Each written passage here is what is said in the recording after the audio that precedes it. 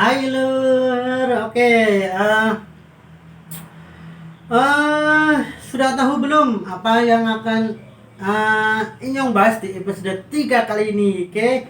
Jadi ya tentunya tetap membahas usaha ternak atau usaha bisnis atau bisnis ternak ya. Atau usaha ternak tentunya ya sesuai dengan judulnya Lur.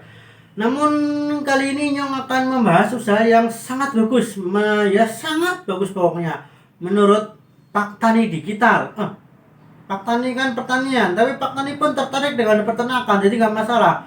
Pak Tani Digital, kata Pak Tani Digital itu ya, paktanidigital.com ya maksudnya. Usaha ini beromset 15 juta per bulan.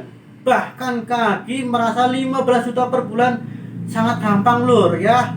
Karena panen sangat singkat ya, sangat singkat, hanya butuh waktu 2 minggu ya. Jadi harusnya kalian bisa lah Lur, bisa ya. Jadi harusnya kalian bisa lebih lah ya Lur. Tapi untuk dapat melakukan usaha ini kalian harus melatih mental kalian ya. Intinya kalian latih mental kalian agar nggak jijik melihat cacing karena yang dibahas kali ini adalah ternak cacing Lur, cacing sutra ya. Tunggu dulu ya, buat kalian yang merasa jijik melihat cacing sutra, Inyong sarankan skip video ini dan beralih ke episode lainnya saja ya Lur ya. Atau kalian lagi makan ya, stop dulu videonya, habiskan dulu jajanan kalian, jadi nanti baru kalian nonton lagi Lur ya. Jadi buat kalian yang tidak merasa jijik melihat cacing, kalian sangat beruntung karena kalian bisa melihat usaha ini dan bisa menjalankan usaha yang sangat menggiurkan ini Lur ya. Jadi yuk kita lanjut saja langsung ke pembahasannya Lur ya. 15 juta ya sebulan, sangat mantap sekali ya Lur. Oke, untuk masuk dalam kategori usaha bisnis ternak paling cepat panen dan menguntungkan, maka usaha bisnis ternak tersebut harus memiliki 6 kriteria ini Lur ya. Oke Lur. 1. Perputaran modal cepat. 2. Mudah dalam mengelolanya. 3. Bisa di lahan sempit.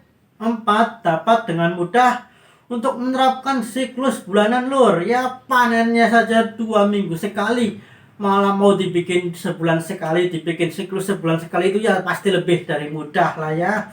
Sangat mudah, panennya saja sebulan sekali, 2 minggu sekali kan ya. Ya begitulah. Oke, yang kelima, mudah dipasarkan. Jangan takut, cacing sutra itu mudah dipasarkan ya. Nanti kalian bisa ya lihat di bagian pembahasan pemasaran Lur ya. Oke, 6. Harga yang mahal. Oke, jadi cacing sutra sudah memiliki 6 kriteria ini Lur ya. 1. Pembuatan kandang cacing sutra. Pertama kita harus membuat kandang dulu ya. Kandang cacing sutra ini nggak mahal Lur, cukup buat kolam terpal atau apalah sesuai selera. Pakai terpal bisa, pakai kolam semen ya bisa, tapi kalau pakai semen terlalu mahal. Oke. Dan untuk luasnya bisa disesuaikan lahan ya Lur, alias suka-suka, atau bisa samakan untuk teori kali ini, yaitu 1 kali 2 meter tinggi dan panjangnya dengan lebar dan tingginya 1 kali 2 meter dan tinggi 1 meter. Cukup lah ya.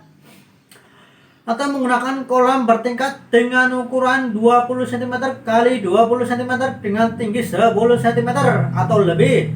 Ya, dengan bertingkat akan lebih efisien lahan ya Lur, maksudnya lahan. Jadi panen semakin berlimpah. Jadi nanti bisa dibikin yang hanya 1 meter itu untuk 1 kolam. Dengan cara bertingkat ini 1 meter itu bisa untuk 5 kolam tingkat tingkat truk mantap kali pokoknya, lebih efisien, jadi untungnya nanti akan lebih banyak. Oke, masuk ke pembahasan untuk mencari induk. Nomor 2, mencari induk.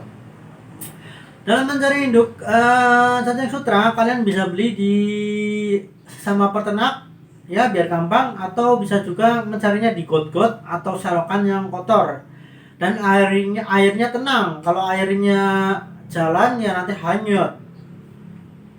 Tapi biar gak salah nyari cacingnya, ya beli saja di sesama peternak, gak apa-apa, itu lebih mudah ya. 3. Langkah-langkah perkembangbiakan cacing sutra. Kemudian waktunya kita kembangbiakan lur. Dalam perkembangbiakan, masukkan 2 atau 3 liter ke dalam kolam ukuran 1 meter x 2 meter dengan tinggi 1 meter. Kalau kalian pakai yang kandang yang kecil-kecil dan bertingkat, tinggal dikalkulasikan sendiri ya lur.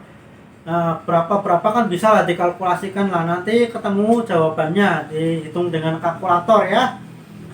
Apalagi kalau pakai kandang yang berbeda ukuran, nggak masalah sih, kan tinggal dikalkulasikan saja dengan kalkulator kalian lur, jadi nggak masalah.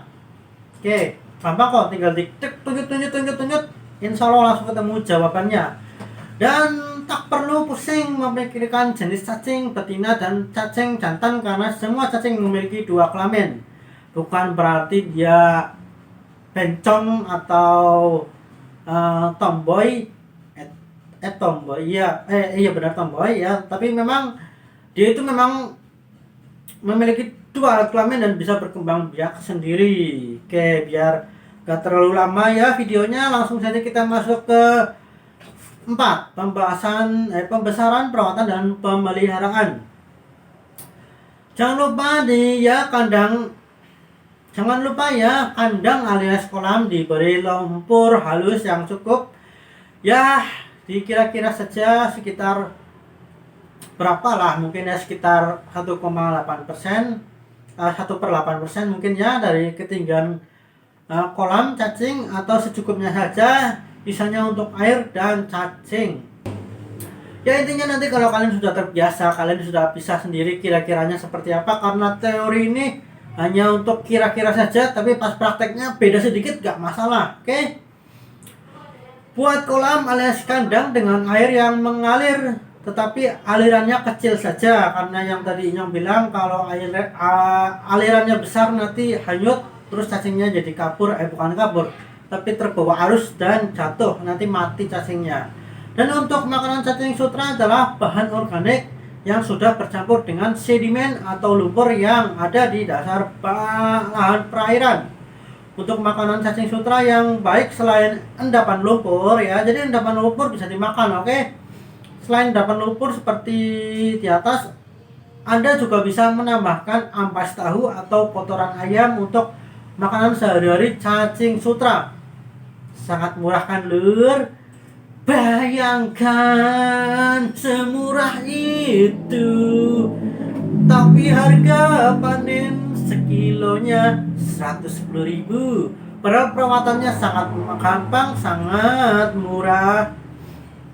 Oke, nggak usah berlama-lama, kita langsung masuk ke 5 tahap panen. Untuk panen pertama kali kita harus menunggu sekitar 75 hari. Namun panen berikutnya cukup 15 hari sekali. Mantap kali kan? Dan untuk panen di kolam kecil langsung saja diambil dengan saringan. Semakin kecil semakin bagus. Maksudnya pori-pori saringannya ya, yang semakin kecil semakin bagus. Jadi kalau terlalu lebar nanti cacingnya bisa jatuh. Ya, oke, seperti itu.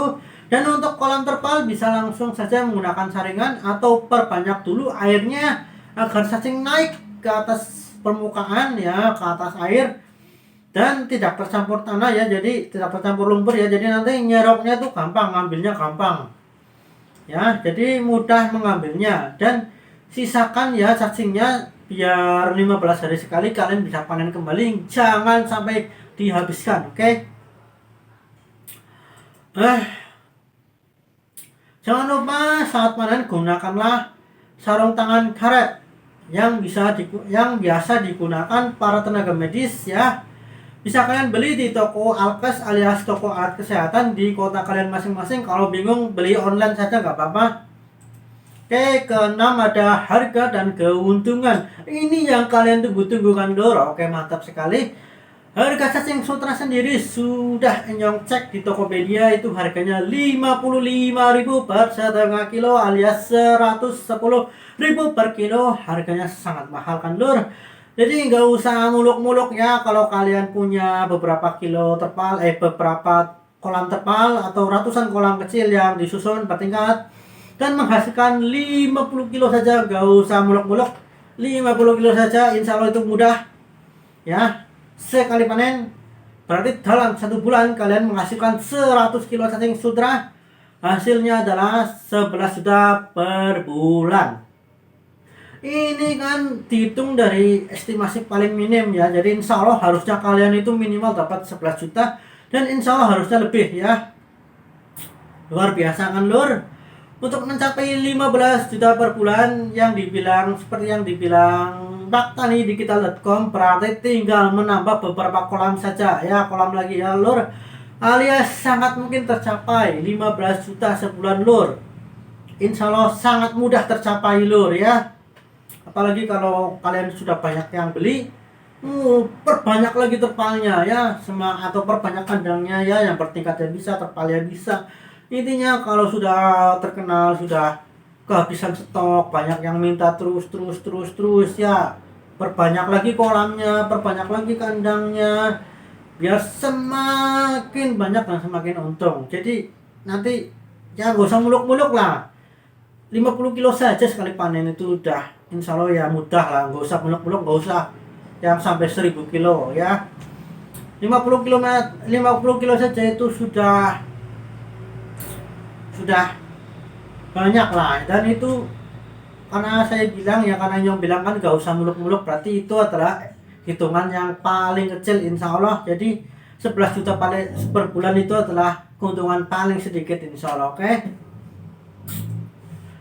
Untuk ketujuh ada pemasarannya yang seperti ini yang tadi bilang ya, pemasaran itu mudah. Oke, dalam pemasaran cacing sutra sangat mudah, oke, Lur ya, karena banyak yang butuh ya, termasuk peternak ikan semua butuh ya, terutama buat ikan-ikan yang masih kecil ya, mencinta ikan hias juga butuh ya, apalagi ikan hias yang kecil-kecil yang seperti cupang dan lain-lain itu bagus sekali ya buat dikasih makan ke cupang. Jadi ya pasti banyak yang beli, jadi bisa dijual di pasar ikan, bisa jual juga di online ya, seperti yang tadi Kak Agi bilang. Kak Agi juga menemukannya di Tokopedia. Jadi ya kalian bisa jual juga di Tokopedia dan juga di Bukalapak dan lain sebagainya ya. Intinya pemasarannya itu sangat mudah dan banyak dan luas. Oke, jadi jangan bingung-bingung. Jangan bingung-bingung nanti panen mau dijual kemana. Gak usah bingung-bingung ya, karena sangat mudah untuk dijual ya. Kok bisa begitu ya? Ya udah. Ya, jadi nggak usah bingung nanti panen mau dijual kemana. Mulai saja dulu, semakin terkenal semakin banyak yang cari, barulah waktunya berbanyak kolam, Lur ya. Seperti itulah ya. 8. Ada hama dan penyakit dan cara mengatasinya. Untuk hama, Kak Anggi sendiri bingung cacing sutra apa ya. Tapi kemarin Inyong cari-cari di internet, katanya cacing darah itu adalah hama untuk cacing sutra. Tapi cacing darah itu enggak mengganggu yang membuat cacing sutra itu mati alias tidak memakan cacing sutra, tetapi dia itu ikut memakan makanan cacing sutra. Jadi membuat cacing sutra kurus-kurus karena rebutan makanan. Itu akan membuat kalian rugi, Lur. Jadi cara mengatasinya adalah ya, kalau sudah ada cacing darah, soalnya kan susah ini ya, kalau dibuang cacing darah yang terlihat, kita nggak tahu apakah di dalam lumpur itu ada cacing darah lagi atau tidak. Itu masalahnya. Jadi ya, kalau ada yang terkena cacing darah, kan nggak mungkin nular nih. Untuk terpal satu ke terpal lain nggak mungkin nular insya Allah ya. Jadi nanti kalau ada yang terkena, ya langsung saja dipanen dan diganti semua ya, dibersihkan ya, lumpurnya juga diganti, dibersihkan ya terpalnya. Atau kalau kalian pakai yang wadah itu ya dibersihkan wadahnya, dibuang lumpurnya, nanti ya cacing sutranya bisa kalian jual ya, walaupun ada cacing darahnya, karena cacing darah pun juga bisa dimakan oleh ikan, jadi nggak masalah. Nanti kalian tinggal taruh lagi cacing sutra yang baru ke kandang yang sudah dibersihkan ya, yang belum tercemar oleh cacing darah. Oke, jadi seperti itu ya. Gak usah lama-lama ya, nanti kuota kalian terlalu banyak ya. Jadi buat para peternak, karyawan, dan keluarga peternak maupun keluarga karyawan, jangan lupa ya sering-sering minum obat cacing sesuai anjuran dokter. Dan terima kasih dan sampai ketemu di next video lur. Bye bye. Pastinya kalian gak akan menyesal karena kalian insya Allah sudah mencoba ini 3 bulan kali, 3 atau setengah tahun sekali, atau ya maksudnya 3 bulan lagi atau setengah tahun kemudian atau setahun kemudian, kalian insya Allah akan memiliki pendapatan yang sangat luar biasa. Oke, sampai ketemu di next video lur. Bye bye.